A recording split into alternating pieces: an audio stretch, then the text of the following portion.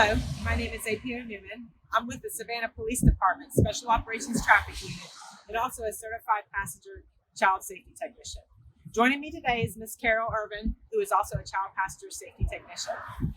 Today we'd like to take a few moments and talk with you about a number of growing fatalities and serious injuries on the roadways involving child vehicular passenger safety. Did you know that 4 out of 5 car seats are installed incorrectly? Car crashes are the leading cause of deaths in children under a year old. Okay, caregivers, so we're going to install this rear infant car seat in the back seat. Always in the back seat, never in the front seat near any airbags.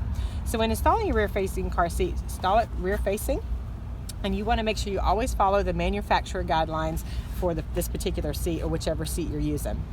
This particular seat we're going to install without the base, so you're going to take the strap, the vehicle strap, and you're going to run the lap belt through the guided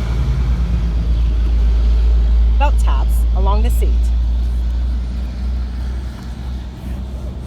In this particular seat,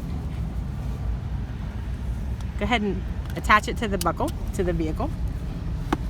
And this particular seat requires that the shoulder strap actually be put in front of the seat. So it will lay across the seat like this. Now after you have the belt guided through the belt guides, you want to go ahead and engage this retractor. So you're going to pull this belt all the way out until you hear that click.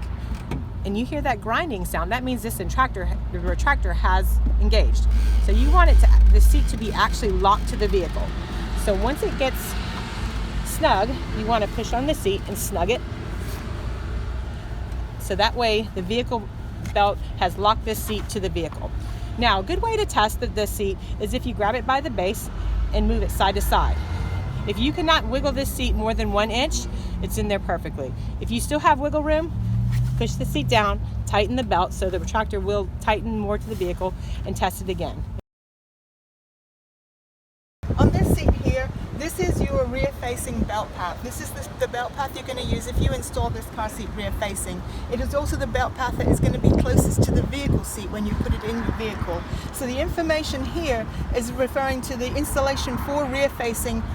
You also want to refer to your manual for more detail on this. So this car seat can be installed for a child that rear-facing up until 40 pounds or 40 inches, whichever the child gets to first. Now this over here is your belt path for forward facing. The information for installing the car seat forward facing is right here with an arrow pointing to that. If you install this car seat forward facing, then this is the belt path that's going to be closest to the vehicle seat.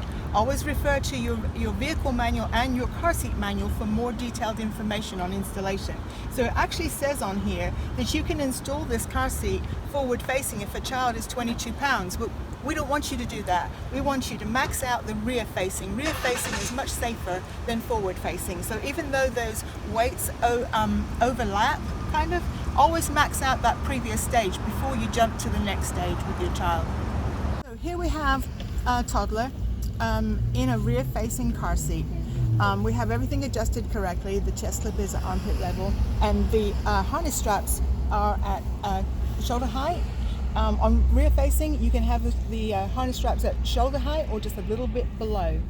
So everything is properly adjusted right here. A lot of times parents are concerned when their child grows and they see that their legs are up over here at the back and they're on the back of the vehicle seat hanging over the side, and they want to turn the child forward facing because they're afraid the child might have get a leg injury if there was a crash. Well, actually the reason for this the car seats to be safer rear facing is that in most crashes are frontal crashes. When babies are born, the vertebrae in their spine are not fused together. That doesn't happen until they get older, 5, 6, 7 years old.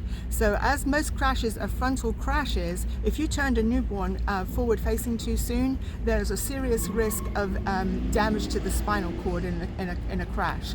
Rear facing helps the child. The car seat will help ride down the crash and spread those crash forces, and there's a lot less chance of the child getting a serious injury if you keep the child rear facing. There's no actual known data of a child that may have had a serious leg injury as a result of rear facing, but we know that a damage to an injury to the leg is going to be a lot less severe than an injury to the neck or the spinal cord. And now I want to touch on your car seat. When you get your car seat new, there's a registration card that comes with the seat. Mail that registration card in. They don't send you junk mail. It just means if there's a recall on this seat that they'll notify you of that recall. Car seats are good for, some of them are good for 6 years, some 7, some 8, 9, and some even 10 years. How do you know? You're going to look on the seat. There should be a sticker on there. You're going to look for that expiration date. If you don't find an expiration date on there, then look in your car seat manual. It will tell you in the manual. The reason these car seats do expire, new technology, car seats that sit in hot cars and then in cold cars and stuff, so the plastic can actually break down over a period of time. So let's move on and talk about crashes. Again, if you have a car seat in a vehicle that's in a crash, then we would want you to check with the car seat manufacturer to see if that car seat needs to be replaced. Also, the guidelines that we like to follow are the NHTSA guidelines. Anything more than a minor crash, and what that would be if the car seat has actual damage on it as a result of the crash, if the impact of the crash was right next to the car seat on the vehicle, if somebody in the vehicle gets medical attention, or if the airbag's deployed, or even if the vehicle is towed from the scene. Any one of those 5 things means that crash was more than a minor crash, and NHTSA recommends that the car seat be replaced. Always check with the car seat manufacturer on that, and sometimes your vehicle insurance will cover the cost of replacing the car seat.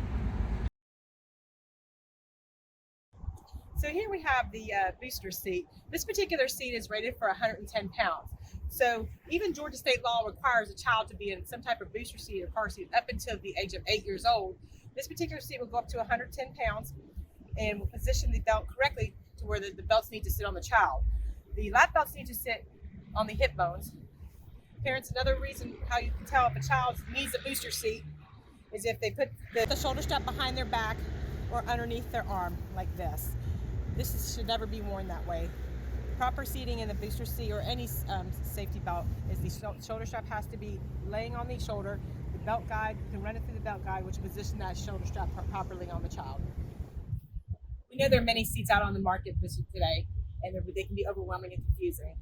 But we can help you install the seat correctly. You can call the Savannah Police Department or contact Safe Kids and have one of our technicians meet you anywhere in Savannah, and it's free to help you install the seat correctly and make sure your little one gets safely where y'all are going. When selecting a car seat, you're looking for a car seat that fits your child's age, weight, and height.